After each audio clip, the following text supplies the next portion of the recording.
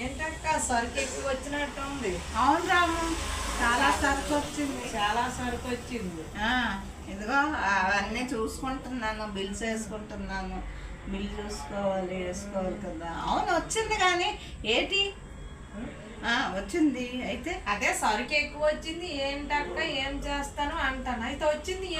అవును, నీ కళ్ళు పడ్డాయి అమ్మా. సరే ఇంకా అంతే, సరుకు వస్తుంది.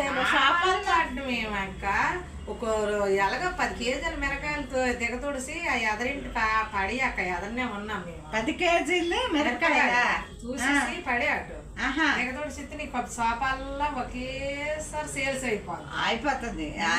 కానీ నాకేం సేల్స్ కనబడటం లేదు. నేను మిరకాయ కూడా వీళ్ళకి ఇస్తాను. 10 పెసనారికి పెసరంటావు నువ్వు కదా. ఒప్పుకుంటున్నాను నేను.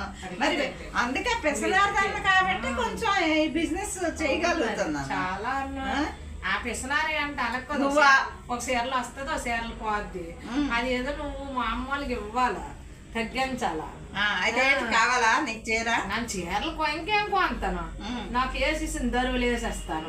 మరి దరువులు వేసేస్తాను. సరుకు వచ్చిందా, ఎంత వచ్చింది చొక్కొచ్చింది. చొక్కొచ్చింది అంటే చాపలో కళ్ళు పడ్డాయా? సరుకు సాపు తీసినప్పుడు సాపులో సరుకు వచ్చింది అంటే ఏమైపోయింది ఇప్పుడు నీకు? అయితే అలాంటప్పుడు మానేయమ్మా సాపు తీయము.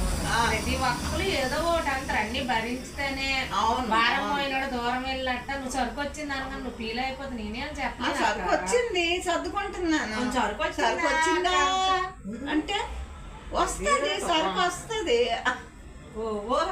వచ్చింది ఎలాగ ఎక్కిరిస్తాను?